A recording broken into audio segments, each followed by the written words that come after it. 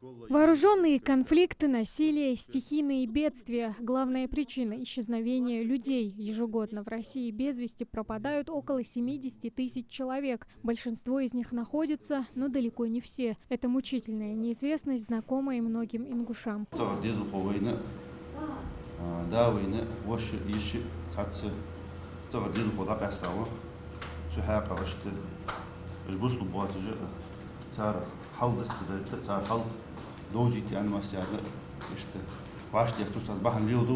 Всех собравшихся объединяет не только общее горе, но и желание наконец-то найти своих родных и похоронить их согласно мусульманским законам. По данным Генпрокуратуры России, в период с 31 октября по 5 ноября 1992 года без вести пропали 208 человек ингушской национальности. Вспомнить каждого поименно. Ханифа Буружева во время событий осени 92-го потеряла отца и 3 братьев. Она до сих пор не теряет надежды найти места их захоронения. Лично из моей семьи пропали мой отец Буружев Осман, мои братья Буружев Дауд Османович, Буружев Ибрагим Османович, Буружев Хазил Османович, мой родной дядя Буружев Магомед Амиевич, моя тетя, кстати, душевно больная Буружева Мадинат Амиевна и мой двоюродный брат Буружев Абдул-Азид Магомедович.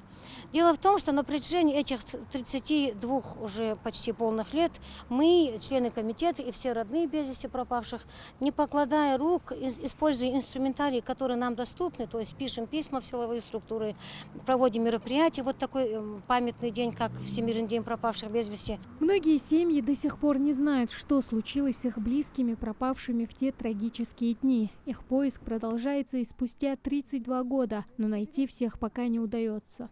Пока есть один родственник без вести пропавших, эта трагедия не дает себя забыть. Мы знаем, что сегодня непростое время. СВО, у нас есть ребята, которые пропали, защищая целостность нашей России в СВО. И мы понимаем, что эта трагедия никогда не забудется. Я надеюсь, что будет найден последний наш без вести пропавший, и по нашим обычаям, по нашим законам он будет похоронен.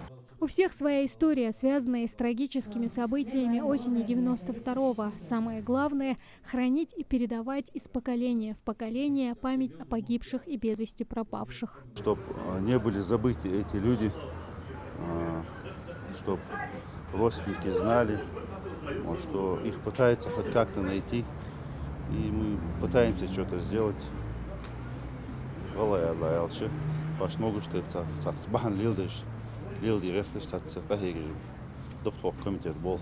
завершение вечера памяти о погибших и пропавших без вести собравшиеся прочитали дуа и совершили поминальную трапезу. Тамара Хашагульгова, Алисхан Гаравожев, Магаз 24.